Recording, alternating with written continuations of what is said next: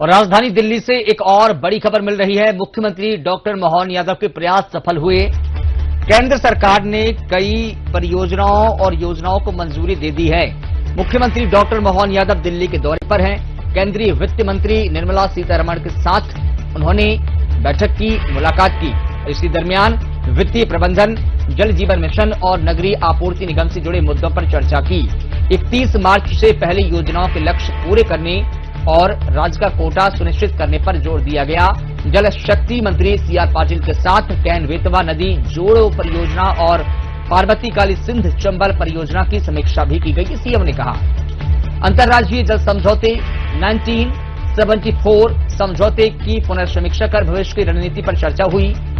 एकल जल परियोजना और समूह नल जल योजना के माध्यम से हर घर तक नल से जल पहुंचाने की योजना को कैबिनेट से मंजूरी मिली है। जल परियोजनाओं से जुड़े लंबित बिलों के भुगतान का विषय भी केंद्र के समक्ष में रखा गया है। ये सीएम ने जानकारी दी है। जल शक्ति मंत्री के श्रीमान सीआर पाटिल जी के साथ बात करके केन बेतवा नदी जोड़ो अभियान जो हमारा उत्तर प्रदेश सरकार के साथ है और पार्वती काली सिंध चंबल योजना, ये विश्व के दोनों पहले नदी जोड़ो अभियान जिसमें लगभग 1-1 लाख करोड़ की धनराशि माननीय प्रधानमंत्री जी के माध्यम से जल शक्ति मंत्रालय हमको देने वाला है। इनकी समीक्षा भी हमने की और अतीत में नर्मदा वैली के आधार पर मध्य प्रदेश सरकार और गुजरात सरकार के साथ महाराष्ट्र और अन्य राज्य के साथ जो 1974 में करार हुआ था, जो 2024 तक चला था, उसकी पुनर्समीक्षा करते हुए भविष्य में उसके अपने सभी अनुबंधों के ऊपर पालन करें, इसकी विस्तार से मीटिंग की गई।